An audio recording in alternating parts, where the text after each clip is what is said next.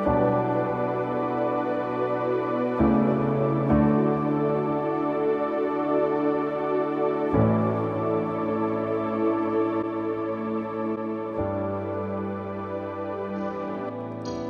kasih Tuhan. Pada pagi hari ini Bapa, kami datang kepadamu. Kami siap menyembah-Mu. Kau Allah kami yang setia. Yesus, Kau telah memulai.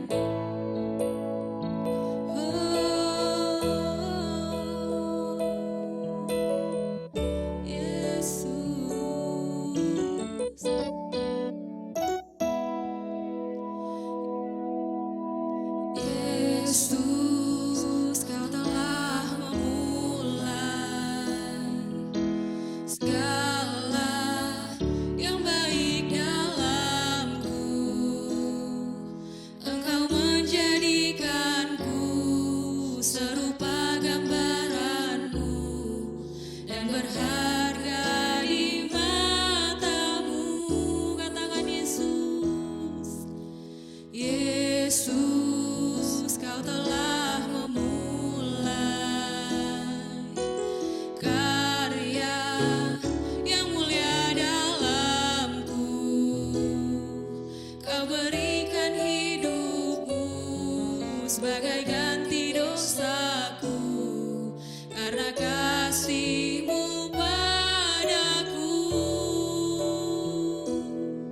Sekarang ku memuji-Mu, Allah yang setia, yang tak pernah meninggalkan perbuatan tangan-Mu. Sekarang ku menyembah-Mu, Allah yang mulia, sempurnakan segenap hidupku agar indah bagi-Mu. Yesus, Yesus, Kau telah memulai karya yang mulia dalamku. Kau berikan hidup-Mu sebagai ganti dosaku, karena kasih-Mu padaku. Sekarang ku memuji-Mu, sekarang ku memuji-Mu, Allah yang setia, yang tak pernah meninggalkan perbuatan tangan-Mu. Sekarang ku menyembah-Mu, Allah yang mulia, sempurnakan segenap hidupku agar indah bagi-Mu. Sekarang ku memuji-Mu, Allah yang setia, yang tak pernah meninggalkan perbuatan tangan-Mu. Sekarang ku menyembah-Mu, Allah yang mulia, sempurnakan segenap hidupku agar indah bagi-Mu, agar indah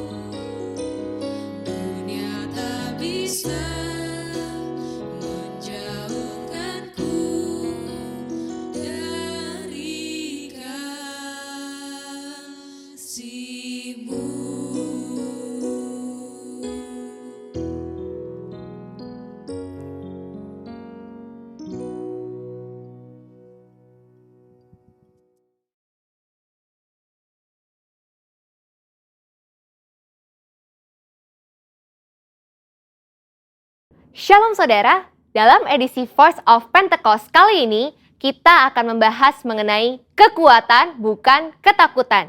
Dalam penelitian Northwestern Medicine mengidentifikasi bahwa amigdala merupakan bagian otak yang sangat berperan dalam proses ketakutan. Saat seseorang dihadapkan rasa takut, amigdala akan membangunkan sistem saraf di otak kita untuk memberi respon fight or flight. Respon inilah yang membuat kita waspada terhadap ancaman, di mana kita akan bersiap melawan bahaya yang membuat ketakutan atau melarikan diri dari ancaman tersebut. Dengan kata lain, paparan ketakutan sangat penting untuk mengembangkan daya tahan kita yang memungkinkan kita mampu mengatasi situasi yang tidak terduga. Pandemi COVID-19 adalah situasi yang penuh dengan ketidakpastian, sehingga tidak heran jika kita akan menemukan kesulitan melewati masa-masa ini. Tapi ingat, segala sesuatu yang terjadi di dunia ini pasti atas seizin Tuhan. Tuhan mempunyai rencana bagi setiap orang yang berserah kepadanya, dan Ia tidak akan membiarkan umatnya binasa. Ia menguji setiap umatnya dengan peristiwa untuk membangun dan membentuk kerohanian setiap kita. Sebagai orang percaya, seharusnya kita mampu mengendalikan rasa takut, bukan malah dikuasai oleh ketakutan. Pertanyaannya sekarang, bagaimana setiap orang percaya dapat menang dari ketakutan dan menjadikannya kekuatan? Yang pertama, alihkan pandangan dari masalah kepada Tuhan. Matius 8 ayat 25-26 berkata, "Maka datanglah murid-muridnya membangunkan dia," katanya, "Tuhan, tolonglah, kita binasa." Ia berkata kepada mereka, "Mengapa kamu takut, kamu yang kurang percaya?" Lalu bangunlah Yesus menghardik angin dan danau itu. Maka danau itu menjadi teduh sekali. Kebanyakan dari mereka yang berada di dalam perahu ini adalah nelayan dan sudah terbiasa dengan situasi ombak maupun badai yang bisa datang kapanpun. Namun, angin ribut kala itu pasti sangatlah ekstrim, sehingga mereka menjadi sangat ketakutan dan berpikir bahwa mereka akan binasa. Hebatnya, Yesus dapat tidur di tengah-tengah angin ribut yang mengerikan seperti itu. Inilah yang seharusnya terjadi pada kita yang telah menjadi murid Yesus.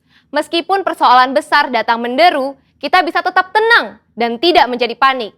Perlu diingat bahwa bukan apa yang masalah bisa perbuat terhadap kita, tapi apa yang Tuhan bisa lakukan atas kita. Tuhan Yesus juga mengalami rasa takut ketika ia berdoa di Taman Getsemani. Namun di dalam ketakutannya, ia tetap memandang kepada Bapa. Demikian juga seharusnya kita. Jika kita melihat ada seseorang yang sepertinya tidak takut apa-apa, mungkin orang itu bukannya tidak takut, tetapi dia sudah berhasil mengalahkan rasa takutnya. Yang kedua, tetap dalam hadirat Tuhan. Dalam Markus 6 ayat 49 sampai dengan 50 menceritakan, suatu malam para murid diguncang rasa takut setelah Yesus mengadakan mukjizat dengan memberi makan kepada lebih dari 5.000 orang. Tuhan meminta para murid berangkat terlebih dahulu ke Betsaida supaya dia dapat berdoa sendirian. Sepanjang malam itu, ketika para murid sedang bersusah payah mendayung melawan angin sakal, tiba-tiba mereka melihat Yesus berjalan di atas air. Para murid menjadi sangat ketakutan dan bahkan mengira Yesus adalah hantu. Saat Yesus mendekat kepada perahu dan murid-muridnya mendengar suaranya, "Tenanglah, aku ini, jangan takut." Maka badai reda dan ketakutan pun diusir. Setelah Yesus naik ke perahu, angin kencang tiba-tiba berhenti dan mereka dapat melanjutkan perjalanan hingga tiba di pantai dengan selamat. Ketika Tuhan hadir dalam hidup setiap orang percaya, maka semua badai hidup yang membuat ketakutan akan diubah menjadi damai sejahtera dan kekuatan. Rasul Paulus menasehati dalam 2 Timotius 1 ayat 7, "Sebab Allah memberikan kepada kita bukan roh ketakutan, melainkan roh yang membangkitkan kekuatan, kasih, dan ketertiban." Dari ayat ini, kita belajar bahwa Roh Kudus memberikan kita damai sejahtera dan mengusir roh ketakutan di dalam setiap orang percaya yang tetap tinggal di dalam hadirat Tuhan. Yang ketiga, melangkah maju bersama Tuhan. Pemazmur menulis, Tuhan menetapkan langkah-langkah orang yang hidupnya berkenan kepadanya. Mazmur tersebut selanjutnya memberikan gambaran indah tentang pemeliharaan Allah yang setia atas siapapun yang mau berjalan bersamanya. Taurat Allahnya ada di dalam hatinya, langkah-langkahnya tidak goyah. Melangkah maju bersama Tuhan menunjukkan bahwa tanpa Tuhan seseorang tidak dapat berbuat apa-apa. Melangkah maju bersama Tuhan mempunyai implikasi bahwa Tuhan terlibat dalam semua aspek kehidupan. Ia yang memegang kendali penuh atas kehidupan kita. Bila kita selalu melibatkan Tuhan dalam keseharian kita, maka kita akan semakin kuat dan apa saja yang kita kerjakan pasti berhasil. Kesadaran akan penyertaan Tuhan akan memberikan rasa aman dan damai sejahtera yang akan menghilangkan segala ketakutan. Sebagai manusia, wajar bila kita mengalami ketakutan, tapi jangan sampai kita dikuasai oleh ketakutan tersebut, sebab kita bisa mengubah ketakutan menjadi kekuatan, yaitu dengan cara fokus kepada Tuhan, bukan kepada masalah, sehingga kita bisa tetap tinggal di dalam hadirat Tuhan dan mampu melangkah maju, karena Tuhan ada beserta kita. Saudara, untuk penjelasan lebih lengkapnya dari tim teologi kami, jangan lupa buka link yang ada di atas atau scan QR Code yang tersedia. Salam integritas, Tuhan Yesus memberkati.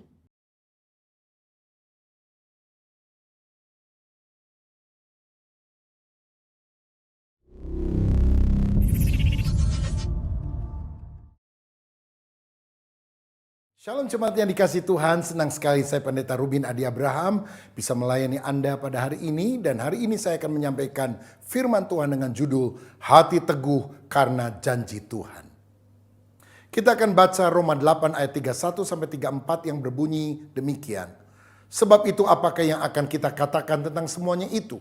Jika Allah di pihak kita, siapakah yang akan melawan kita? Ia yang tidak menyayangkan anaknya sendiri, tetapi yang menyerahkannya bagi kita semua. Bagaimanakah mungkin ia tidak mengaruniakan segala sesuatu kepada kita bersama-sama dengan dia? Siapakah yang akan menggugat orang-orang pilihan Allah? Allah yang membenarkan mereka? Siapakah yang akan menghukum mereka? Kristus Yesus yang telah mati? Bahkan lebih lagi, yang telah bangkit, yang juga duduk di sebelah kanan Allah, yang malah menjadi pembela bagi kita. Amin.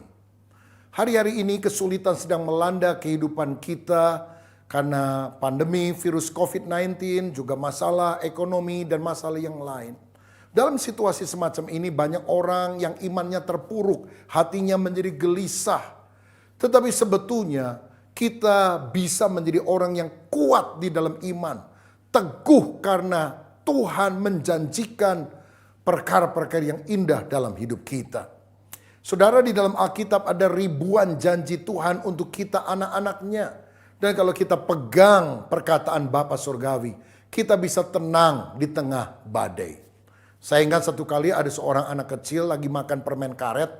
Nggak sengaja nelen permen karet itu. Waduh, dia kaget, dia ngomong sama teman-temannya. Teman-temannya bilang, "Weh, kamu nelen permen karet ya, sebentar lagi kamu akan pusing, lalu kamu mati, kamu akan dikubur." Waduh, anak ini ketakutan nangis. Dia pulang ke rumah, papanya tanya, "Kenapa nak?" "Tadi saya makan permen karet, kata teman-teman saya akan mati." Papanya bilang, "Oh tenang nak, ya lain kali jangan dimakan permen karetnya, tapi percaya kamu tidak akan mati." "Tapi Pak, kata teman-teman saya mati." "Enggak. Percaya Papa, lebih dari perkataan teman-temanmu. Kamu akan tetap hidup. Papa akan jagain kamu." Akhirnya hati si anak teguh dan teduh karena ucapan Bapa yang dia pegang lebih daripada ucapan teman-temannya. Begitu juga dalam situasi semacam ini, ketahuilah janji Allah bagi saudara supaya engkau tetap teguh. Apa saja janji yang Tuhan berikan kepada kita melalui perikop tadi? Yang pertama, Allah berjanji ada di pihak kita. Dia membela kita. Ayat firman tadi berkata, jika Allah di pihak kita, siapa yang akan melawan kita? Siapa yang akan menggugat orang pilihan Allah? Allah yang membenarkan mereka. Bahkan Kristus yang akan menjadi pembela kita. Oh, ini janji Allah yang luar biasa. Dia tidak pernah tinggalkan kita. Dia berjanji berpihak kepada kita yang taat, yang setia kepadanya. Saudara boleh punya masalah, tapi berserulah kepada Dia. Tuhan tidak jauh, Dia hanya sejauh doa. Satu hari ada seorang anak kecil lagi main layang-layang. Tiba-tiba ada anak gede datang dan mengambil layang-layang itu. Anak kecil ini takut dan dia tidak bisa melawan. Itu anak gede yang menggoda dia. Tapi dia punya senjata ampuh. Dia teriak, "Papa, tolong!" Langsung anak gede kabur. Dia serahkan lagi itu benang layang-layang kepada anak ini.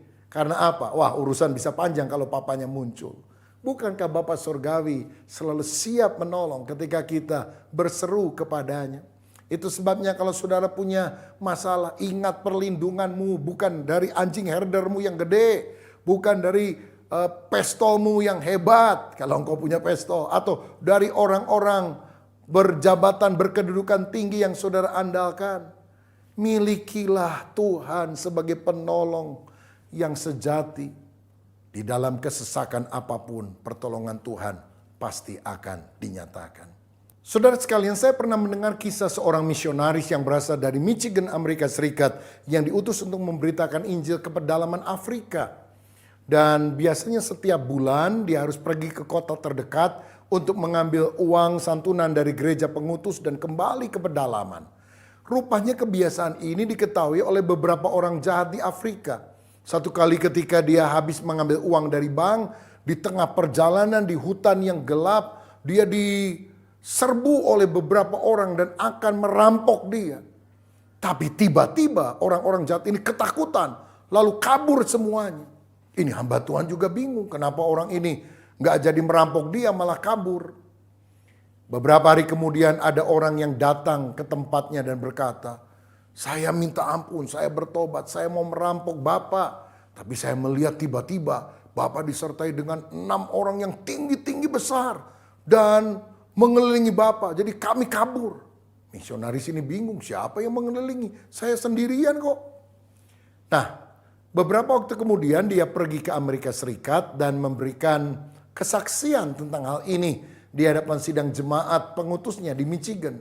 Tiba-tiba ketika dia cerita bagaimana perlindungan Tuhan itu dan ada 6 malaikat yang dilihat oleh orang jahat. Ada seorang penatua yang angkat tangan, dia bilang, bukankah kita juga beberapa saat yang lalu mengadakan doa syafaat dan ada 6 orang yang selalu tekun dan setia mendoakan Anda? Bukankah itu merupakan jawaban doa kalau Tuhan juga mengutus 6 malaikat untuk melindungi?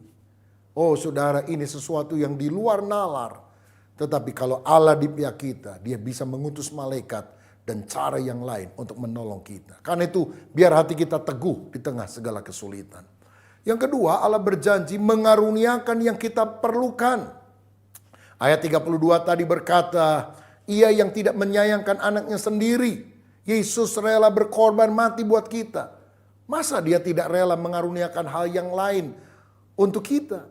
Mati aja mau, apalagi memberkati kita dengan berkat-berkat yang lain. Pasti Tuhan siapkan itu. Ingat ke saudara, ketika orang Israel ada di padang pasir, Tuhan tiap hari memberikan mana, roti dari sorga untuk mengenyangkan mereka.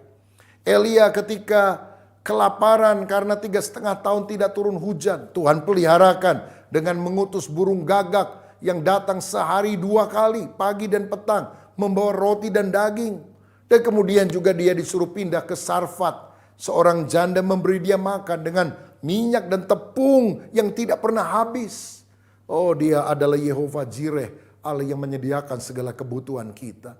Filipi 4 ayat 19 berkata, Allahku akan memenuhi segala keperluanmu menurut kekayaan dan kemuliaannya dalam Kristus Yesus. Tuhan berjanji memenuhi segala keperluan atau kebutuhan kita. Bukan keinginan. Kalau keperluan itu simple. Tapi keinginan itu yang gak ada habisnya. Saudara, karenanya percayalah kalau engkau hidup berdasarkan keperluan, dia menjadi penyedia untuk kita. Dia Yehova Jireh. Mungkin cara Tuhan menolong kita berbeda-beda. Tapi percayalah sumbernya sama, tepat, yaitu berasal dari Tuhan. Saya mendengar kesaksian seorang ibu janda jemaat kami yang ditinggal mati oleh suaminya. Dia tinggal di sebuah rumah milik saudaranya yang ada di luar kota sebetulnya. Dan saudaranya itu tiap bulan memberikan uang jajanlah kepada ibu janda yang sudah tua ini. Nah, satu kali ibu janda ini berdoa pagi karena dia sudah kehabisan uang. Dia bingung hari itu mau makan apa, saudara. Dan setelah dia berdoa, amin, juga tidak ada mujizat. dia bereskan rumah, dia juga bersihkan lemari baju yang selama ini dia gunakan untuk menyimpan pakaian. Dan ketika dia buka sorok, ini lemari memang sudah tua, sudah keropos, tiba-tiba saudara sekalian, soroknya itu lepas, jatuh. Dan ternyata di bagian bawah sorok itu ternyata semacam ada laci rahasia begitulah. Dan waktu dia buka, ada barang yang dibungkus dengan kertas koran. Waktu dia buka, dia kaget, emas batangan. Oh, rupanya suaminya itu nabung berupa emas batangan. Dia nggak cerita sama istrinya, keburu mati. Istrinya sengsara, padahal ini emas batangan yang akhirnya dijual. Waduh, cukup besar dana yang dimilikinya. Oh, Tuhan itu selalu menolong orang yang percaya tepat pada waktunya. Saudara, saya tidak bilang kalau gitu saudara pulang ke rumah cari emas batangan di lemarimu. Wah, nggak pernah nyimpen kok, gimana bisa nemu. Tapi nasihat saya untuk para suami, kalau punya simpenan jangan diem-diem, kasih tahu sama istrimu. Maksudnya bukan simpenan orang saudara, tapi mungkin deposito atau emas atau apapun yang lain.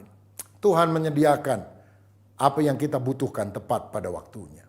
Yang ketiga, Allah berjanji selalu mengasihi kita. Ayat 35 berkata, siapakah yang akan memisahkan kita dari kasih Kristus? Penindasan atau kesesakan atau penganiayaan atau kelaparan atau ketelanjangan atau bahaya atau pedang?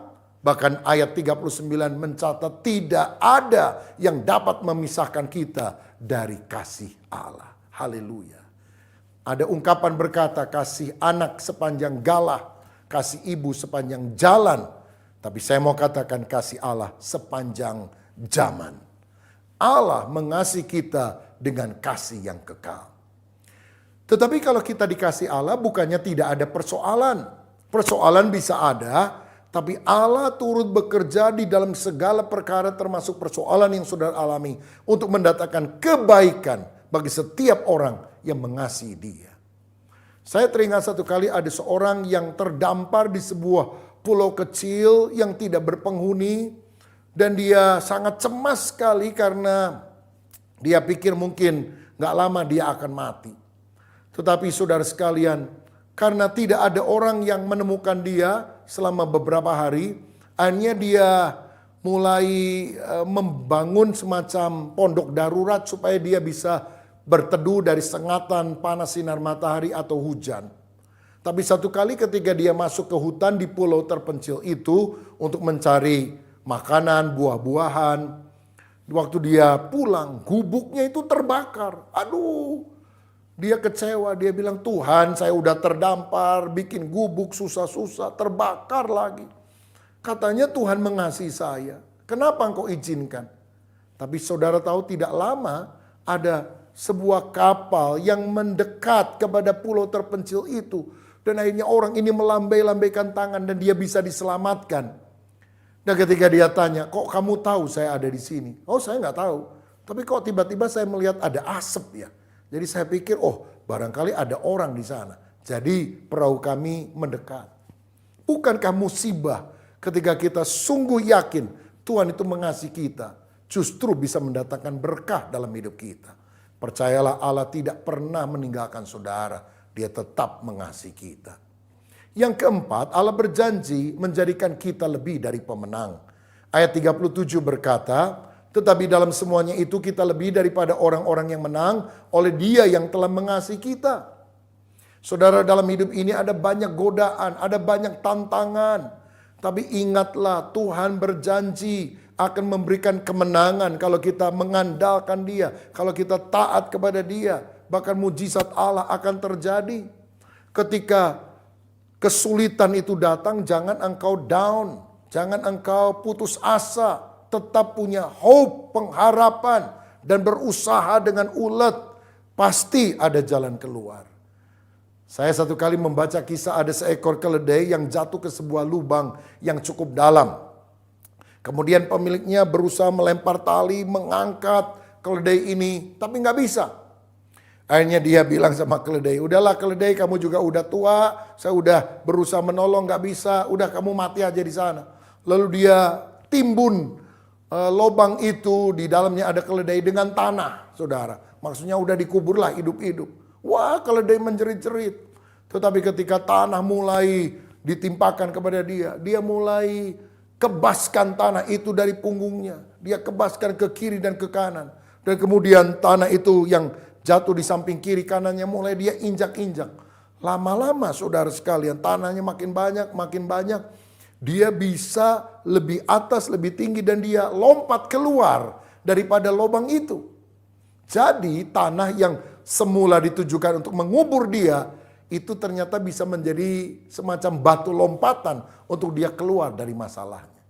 Saya percaya kesulitan terjadi bukan untuk membinasakan saudara, tetapi menjadi cara Tuhan untuk engkau lebih kokoh, lebih gigih, lebih ulet, dan pada waktunya mujizat Tuhan akan dinyatakan. Inilah 4 janji Allah yang sangat berharga yang kita harus pegang dalam kehidupan. Dan kalau boleh saya ibaratkan, janji Allah itu seperti cek yang bisa diuangkan di bank. Cek itu sudah ditulis dengan nama kita, jadi nggak akan ketukar dengan orang lain. Hanya tanggalnya ditulis di sorga. Nah kita ini nggak bisa ngintip tanggal berapa cek itu bisa dicairkan. Jadi Tuhan pasti akan menolong. Tapi kapan? Waktu Tuhan adalah waktu yang terbaik. Kita harus sabar menantikan waktu Tuhan. Seperti yang diteladankan oleh Abraham. Roma 4 ayat 18-21 berkata, sebab sekalipun tidak ada dasar untuk berharap, namun Abraham berharap juga dan percaya bahwa ia akan menjadi bapa banyak bangsa menurut yang telah difirmankan. Demikianlah banyaknya nanti keturunanmu. Imannya tidak menjadi lemah walaupun ia mengetahui bahwa tubuhnya sudah sangat lemah karena usianya telah kira-kira 100 tahun dan bahwa rahim Sarah telah tertutup. Tetapi terhadap janji Allah ia tidak bimbang karena ketidakpercayaan. Malah ia diperkuat dalam imannya dan ia memuliakan Allah dengan penuh keyakinan bahwa Allah berkuasa untuk melaksanakan apa yang telah ia janjikan. Ada 3 sikap kita ketika kita menerima janji Allah yang kita tidak tahu kapan akan dipenuhi. Yang pertama menurut ayat 20 kita harus membuang kebimbangan. Abraham tidak bimbang walaupun dia sudah tua. Yakobus berkata orang yang bimbang seperti gelombang laut yang diombang-ambingkan kian kemari oleh angin. Orang yang mendua hati tidak akan tenang dalam hidupnya. Orang yang bimbang, khawatir, tidak akan menerima apa-apa dari Tuhan. Kenapa seringkali kita bimbang? Karena kita fokus pada hal yang alamiah. Pada diri kita sendiri. Tetapi kalau kita fokus kepada Tuhan dan firman-Nya, kebimbangan akan sirna. Ingatkah saudara ketika Petrus berjalan di atas air karena perintah Tuhan? Ketika dia memandang kepada Yesus, dia berjalan di air, dia mengalami mujizat. Tapi ketika dia lihat kiri kanan, imannya mulai bimbang, maka dia jatuh ke dalam air tersebut. Tuhan mau kita fokus kepada Tuhan dan firman-Nya. Hidup ini mesti seperti kamera, kalau nggak fokus nggak bagus. Itu sebabnya fokus kita kepada Tuhan dan janjinya. Ada hamba Tuhan yang Tuhan seringkali pakai untuk kebaktian kesembuhan ilahi. Namanya T.L. Osborne. Dia bicara begini, kalau Anda sakit, ada 3 perkataan yang saudara harus tahu. Yang pertama, apa kata gejala penyakit itu? Pusing, demam, panas. Yang kedua, apa kata firman Tuhan? Oleh bilur-bilurnya aku telah sembuh. Dan yang ketiga ini yang sangat penting. Apa kata saudara? Kalau engkau mengiyakan kata gejala penyakit itu, engkau akan tetap sakit. Tapi kalau engkau mengiyakan kata firman Tuhan, engkau akan sembuh. Saudara, satu kali saya pergi untuk memberitakan firman dalam pelayanan ke luar pulau. Dan waktu itu saya pusing, demam, badan agak panas. Dan tiba-tiba saya lihat kok tangan saya itu merah-merah semua. Seperti kayak penyakit kaligata atau sejenisnya. Aduh, saya bingung. Saya pikir apa saya batalkan saja pelayanan. Takutnya kalau sampai di sana malah sakit. Apalagi waktu itu saya perginya sendirian lagi, saudara. Tapi akhirnya saya berdoa minta pimpinan Tuhan. Dan di perjalanan saya tidur, saya diam. Dan saya terus berdoa, Tuhan sembuhkan dalam nama Yesus. Merah-merah hilang. Lalu saya buka baju tangan saya karena saya pakai tangan panjang. Dan saya lihat masih tetap merah. Berkali-kali saya lakukan tetap merah. Akhirnya saya tidur. Menjelang sampai di tempat, saudara sekalian, karena itu di Indonesia bagian tengah, ada pengumuman dari pramugari. Para penumpang kita segera akan mendarat di bandar udara bla bla bla. Ada perbedaan waktu 1 jam. Dan saya pikir, oh saya harus cocokkan jam tangan saya. Jadi waktu saya buka dan saya mau betulkan jam tangan, saya lihat loh, kok merah-merahnya sudah hilang. Dan saya lihat yang kanan juga sudah hilang. Dan waktu saya menjejakkan kaki ke kota itu, segala panas, pusing atau apapun hilang semuanya. Saya sehat, saya bisa melayani firman dan banyak orang diberkati. Saudara, karena itu di tengah segala situasi apapun, andalkan Tuhan. Yang kedua, kita harus menguatkan iman. Itu yang dilakukan Abraham. Dia tidak bimbang, tapi dia menguatkan iman. Roma 10 ayat 17. Jadi iman timbul dari pendengaran, dan pendengaran dari firman Kristus. Bacalah Alkitab dan kau akan melihat tokoh-tokoh iman yang memberikan teladan bagaimana kita harus percaya kepada Tuhan. Seorang perwira Kapernaum minta agar hambanya disembuhkan. Dan dia bilang, Tuhan Yesus gak usah datang, cukup ngomong sepatah kata, maka hambaku akan sembuh. Tuhan bilang, hebat sekali ini iman orang ini. Hambanya menjadi sembuh. Ada seorang wanita yang 12 tahun sakit pendarahan, yang berkata, asalku jamah saja ujung jubah Yesus, aku akan sembuh. Dan ketika dia jamah ujung jubah Yesus, mujizat terjadi. Saudara, karena itu percaya apa saja yang Tuhan katakan, aminkan. Karena kalau kita menguatkan iman, kita baru melihat pertolongan Tuhan. Iman itu ibarat otot yang akan berkembang karena tekanan. Seperti seorang bodybuilder, dia akan mengangkat barbel yang berat. Untuk apa? Membuat otot-ototnya jadi kuat. Begitu juga kesulitan, penderitaan, masalah. Sengaja didatangkan Tuhan, diizinkan Tuhan. Supaya apa? Iman kita tambah kokoh di dalam Dia. Yang ketiga, yang terakhir, bagaimana agar kita menerima janji Allah yang belum terwujud dalam kehidupan kita. Yang pertama, kita harus membuang kebimbangan. Yang kedua, kita harus menguatkan iman. Dan yang ketiga, kita harus memuliakan Allah. Abraham terus memuliakan Allah karena dia yakin apa yang Tuhan janjikan pasti akan terjadi. Kalau orang tanya, katanya kamu udah doa. Mana doamu udah dikabulkan? Belum. Mujizat udah terjadi belum? Kita bilang on the way, sedang dalam perjalanan, pasti Tuhan akan tolong saya. Seperti Paulus dan Silas ketika ada dalam penjara di kota Filipi. Mereka dipenjara karena memberitakan Injil. Tapi tidak bersungut-sungut, tidak mengomel. Mereka memuji menyembah Tuhan. Maka gempa terjadi, mereka bisa lepas. Dan mereka bisa menginjili, bahkan membaptis kepala penjara dan seluruh keluarganya. Itulah cirinya orang yang memuliakan Allah. Akan mengalami pertolongan Tuhan di masa sulit. Karena itu belajar bersyukur dan memuji Tuhan di tengah tantangan yang saudara alami. Mazmur 37 ayat 4 berkata, dan bergembiralah karena Tuhan, maka Dia akan memberikan kepadamu apa yang diinginkan hatimu. Gembira dulu, bersyukur dulu, baru mujizat datang. Jangan harapkan mujizat baru bersyukur. Kalau begitu orang gak percaya juga bisa, diberkati baru bersyukur. Tapi kita anak Tuhan, walaupun belum lihat pertolongan Tuhan, kita bisa bersyukur, bergembira. Dan kalau kita bersyukur kepada Tuhan, memuliakan Tuhan, memuji Tuhan, engkau lihat hadiratnya akan datang dan kuasa Tuhan akan dinyatakan. Adakah di antara saudara yang hari ini yang sedang menghadapi pergumulan apapun masalahmu, masalah penyakit, masalah keuangan, masalah pekerjaan, masalah keluarga, masalah masa depan, percayalah Tuhan berjanji menyertai, memberi kemenangan. Dan janji Allah itu tidak akan pernah Dia lupakan. Dia pasti akan menepatinya. Asal kita tidak bimbang, menguatkan iman, dan selalu memuliakan Allah dengan nyanyian pujian dan ucapan syukur. Saya mau berdoa, kalau ada di antara saudara yang punya beban masalah, saya percaya ada pertolongan dari Tuhan. Bapa, terima kasih kami telah menerima firman-Mu. Kalau ada anak-anak-Mu yang sedang mengalami pergumulan apapun bentuknya, teguhkan hati kami. Karena kami yakin kalau Engkau sudah berjanji kepada kami, pasti janji-Mu akan digenapi. Kami akan keluar sebagai pemenang. Karena itu sembuhkanlah yang sakit dalam nama Yesus. Berikan berkat dan jalan keluar bagi anak-anak-Mu yang sedang dalam kesulitan.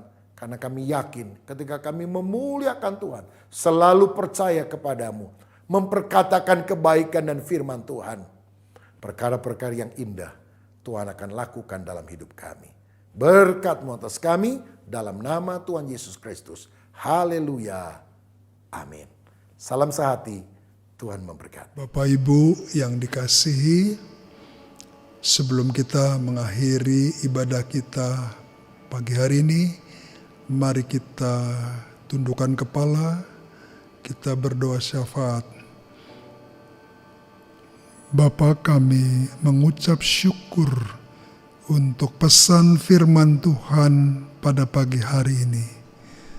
Kami berdoa biar Roh Kudus menerangi seluruh jemaat-Mu, memberikan pencerahan supaya kami memiliki beban untuk menggenapi amanat agung.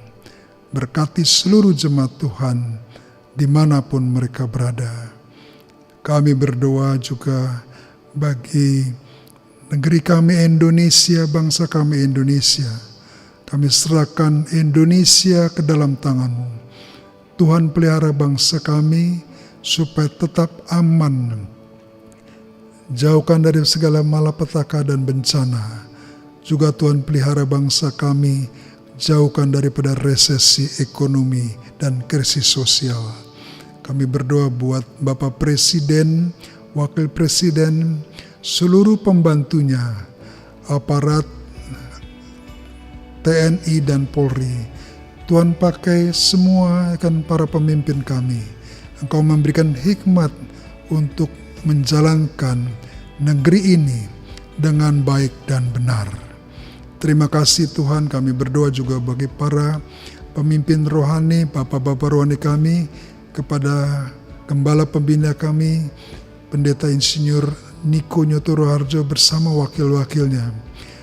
Bagi gembala rayon kami, Pendeta Wiweko Mulyono, Tuhan, kami berdoa biar kasih karunia Tuhan menyertai mereka. Pemeliharaan Tuhan ada atas para pemimpin rohani kami. Tak lupa kami juga berdoa bagi seluruh jemaat Tuhan. Ya Tuhan, biarlah seluruh jemaat Tuhan hidupnya selalu dipelihara, dilindungi oleh Tuhan Yesus. Jemaat yang dikasihi Tuhan, mari kita angkat tangan kita buka hati kita untuk siap menerima berkat Tuhan. Ya Bapa, berkati seluruh jemaat-Mu di tempat ini. Berkati hidup mereka, berkati keluarga mereka, berkati usaha dan pekerjaan mereka. Kiranya kasih karunia Tuhan yang berlimpah-limpah Tuhan curahkan dalam kehidupan mereka. Bersama-sama dengan persekutuan yang manis dengan Roh Kudus selalu menyertai mereka. Mulai pagi hari ini sampai Tuhan Yesus datang menjemput kita semua di awan-awan yang mulia. Yang percaya kita sama-sama katakan, amin.